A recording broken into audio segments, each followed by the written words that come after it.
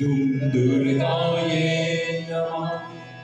श्री सद्गुरु महाराजाय नमः।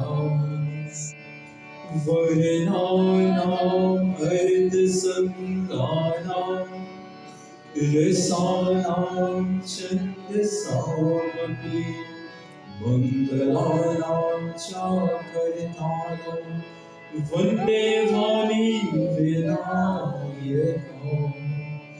ॐ सृष्टिस्थितिविनाशानं शक्तिभूते सनातनी गुणाश्रायि गुणामयि नारायणी नमस्तुते। ॐ अखण्डमण्डलाकारं व्याप्तं येन चराचरं तत्परं दर्शितं येन तस्मै श्री गुरवे नमः।